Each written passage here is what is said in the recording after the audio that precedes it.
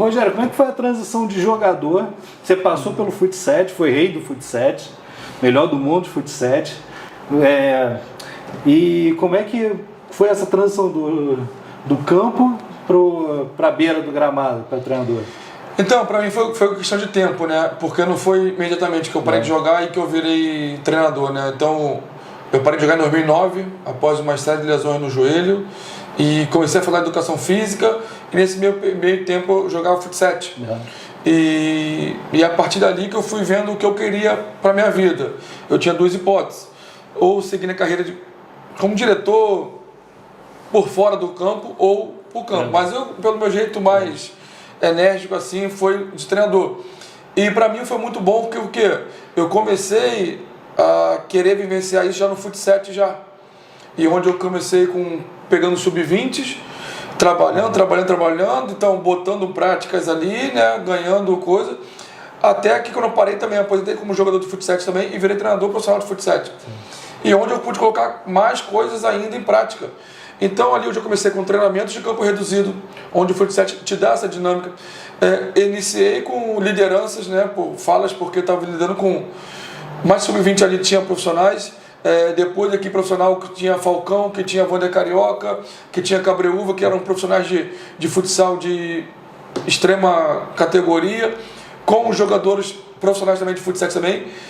Então ali fui criando esse laço de treinador-atleta, vivências de convívio também com o jogador também, de acabar com aquele pensamento de jogador e ser só treinador.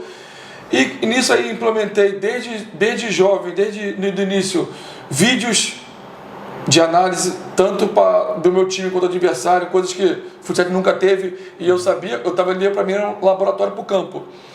E muita dinâmica de jogo também, porque como você está no futsal, os jogos muito rápidos, jogos muito táticos, então, ou seja, te fortalece muito porque eu vim a querer que era profissional. Sim. Então, para mim foi muito bom.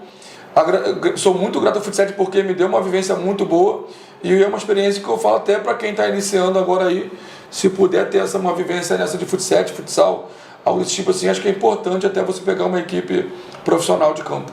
E quando chegou no campo lá, profissional, o que você sentiu, cara, de diferença em relação ao que você já tinha trabalhado anteriormente, ao que você tinha de ideia de futebol e o que você conseguiu ou não conseguiu colocar dentro das equipes profissionais, cara? Então, eu iniciei e fiquei 2 anos como só auxiliar técnico, né? E quando você é auxiliar técnico, você tem a sua visão de jogo, porém você tem que respeitar a visão do profissional que você está acompanhando ali, né? E eu sempre fui muito leal aos meus treinadores que eu estava trabalhando, mas eu sempre, desde jogador, eu sempre achei que a gente trabalhar pouco tático. Eu tinha isso comigo, e eu por ter vindo de futsal e Fut 7, sentia muito essa diferença, então era algo que eu tentava. Eu fui consolidando, para mim eu tive uma carreira de sorte, sabe, porque eu peguei a Portuguesa aqui como auxiliar, fiquei. Então, todos os trabalhos com o treinador, eu fazia o trabalho dele e falava assim: Rogério, eu faço um trabalho com esse pessoal aqui, eu tentava implementar um pensamento meu conforme o treinador jogava. Então, os jogadores mesmo foram vendo algum trabalho ali. E quando eu fui convidado para ser um profissional da Portuguesa, então para mim facilitou, porque todos os atletas ali eu já conhecia e já conhecia um pouco do meu pensamento. Então, eu consegui implementar. Porém, até hoje, a maior dificuldade que você tem é para você corrigir algumas características ou vícios, algo assim, que os atletas têm, que eles carregam, que eles acham que é natural e que não é natural. E que ele pode ser consertado, que ele pode ser qualificado e melhorado, né? Então eu acho que isso é a maior dificuldade que eu tenho. Apesar de alguns atletas ouvirem bem o que eu falo sobre isso, né, de entenderem e compreenderem bem, mas ainda tem muita resiliência ali, principalmente com jogadores que já se consideram algo no futebol que estão muito longe da realidade. Tem muitos que já, por mais que ainda não tenham atingido nada de grande expressão, mas por serem destaques individuais em alguns jogos, em alguns campeonatos, pode ter feito um bom campeonato, acaba levando de que é melhor do que... E na verdade não necessariamente. Ele faz o jogo ser melhor para a equipe. Às vezes ele pode até ser bom individualmente. Mas ele podia melhorar muito mais. Exatamente, podia ser um potencial muito maior. E Rony, o que você sentiu, cara, quando você virou treinador? Cara, o que você tinha na cabeça? Pô, isso aqui dá para fazer. Eu queria ter certeza que dá para fazer e dá.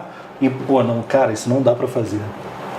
Então, Queria fazer isso, mas não deu para fazer.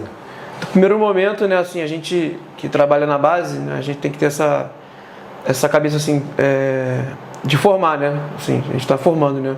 Óbvio que a gente entra para ganhar, entra para vencer os jogos, mas, assim, a gente... É aquele mix de situações, né? Tu quer ganhar, mas também tu não... E tem jogos tem que jogos, né? Claro. Tu tem que trabalhar o global, assim, sim, o amplo, né? Tudo. Então, assim, esse time, assim, não... Agora dá para sair jogando, vamos tentar sair jogando, mesmo com um time não tão absurdo tecnicamente. Então, assim, ter esse time de sair jogando, de dar o chutão, entendeu?